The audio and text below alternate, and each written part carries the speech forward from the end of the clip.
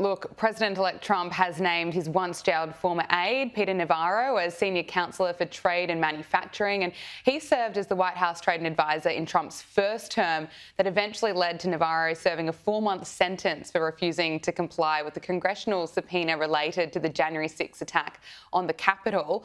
Trump says, "I'm pleased to announce that Peter Navarro, a man who was treated horribly by the deep state, or whatever else you like to call it, will serve as my senior counsellor for trade and manufacturing." He posted that on Truth Social, announcing the new role. What do you make of this decision? Well, Navarro is a big Trump loyalist, but more pertinently, when it comes to the MAGA agenda, he is a big China hawk.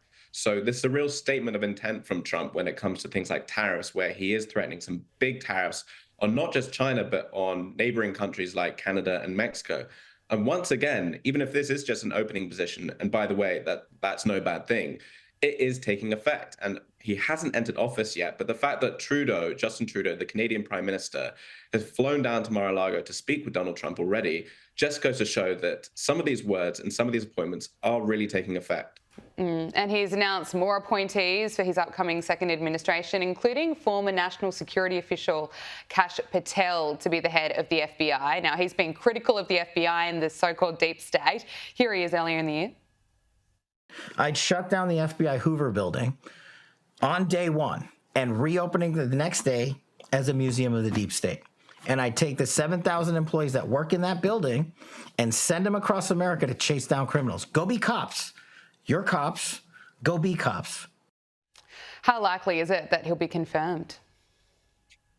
The likelihood of him being confirmed is it's 50-50. And to tell you the truth, it really depends on how much Trump prizes him over other nominations. His defense secretary, Pete Hegseth, is also under the microscope for various past allegations. And it really depends on how much capital Trump wants to spend on each one of these characters. He might have to barter in exchange for RFK or Tulsi Gabbard. So I'm not really sure where Patel features on this pecking order. But it would be a really interesting appointment. I mean, Patel is someone who likes to break things. It's not always things that people like. It's not always things people don't like. But the effects he will have is definitely state secrecy will be on the down low. There will be a massive pullback on surveillance powers, all of which is good for civil liberties and a real boost there. He's definitely no fan of journalists, which again might sound a little bit menacing to you or I, but he says he does want to come after those who are complicit, in his words, in the 2020 overturning of what he sees was an illegitimate election. But he's certainly a very colorful character. He's written children's books in the past. He's been a real GOP operative in the past few years, sorry.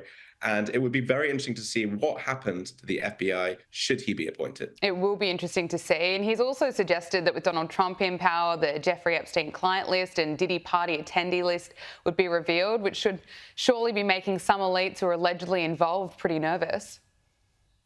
Yeah, and I don't want to name names because I don't have access to those lists, but I really hope we do get access. And I have to take Patel at his word here. He really does emphasize the importance of this rollback of the surveillance state and putting state transparency first and foremost. And you have to hope that this will fold into that, because I think the American public do deserve to know, and there is certainly a public interest case here.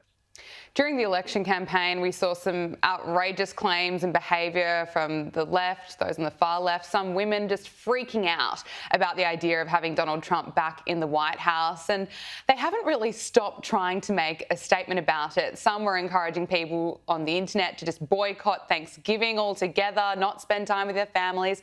And now some women are getting sterilised after Donald Trump's election victory. Just take a look at this.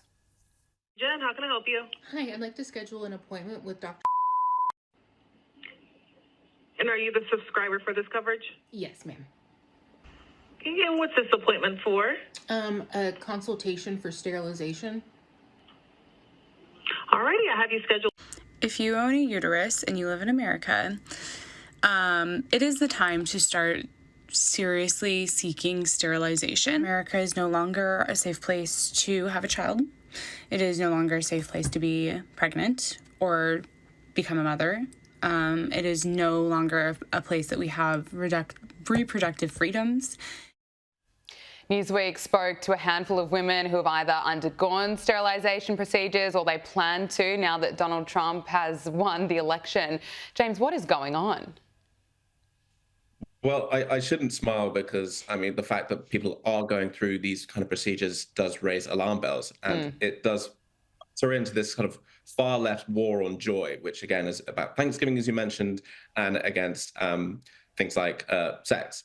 And the truth is that I don't know how representative this is of all liberal women, but I think people that do actually go through this, maybe it's no bad thing that they don't reproduce. But the question you have to ask is, what kind of media diet are these people on that they are led to this decision to think it's a good one?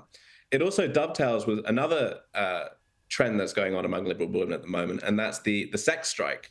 Women are now refusing to have sex, or sorry, liberal women are now refusing to have sex because of what Trump is allegedly going to do to reproductive rights in America. But this has taken inspiration from South Korea's 4B movement, where there's sort of a no four behaviors, sex, dating, marriage, and children. And South Korea are hardly a shining example of democracy at the moment. So take what you will from that. But the overriding point here is that Trump is actually, by Republican standards, a moderate on this issue. He's not looking for a federal ban on abortions. He has made it explicitly clear that he wants to leave it to the states. And all this hand-wringing, pearl-clutching is quite worrying. I think everyone just needs to take a breather about this. I think they absolutely do. I just can't believe it every time I see videos like this pop up. I don't know why, but look, they've got their reasons, and apparently it's all Donald Trump's fault.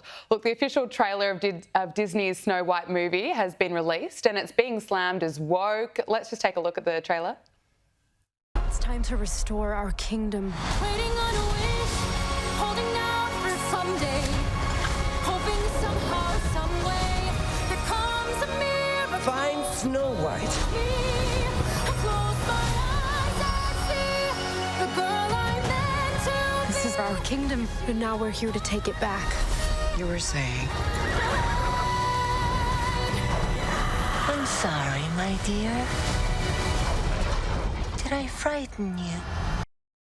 And it comes after actress Rachel Zegler went on a rant against Donald Trump and basically anyone who voted for him, posting on her Instagram that there'll be another 4 years of hatred leaning us towards a world I don't want to live in, claiming that it's leading us towards a world that will be hard to raise my daughter in. And she went even further, warning followers to avoid using Elon Musk's X platform because he supported Donald Trump.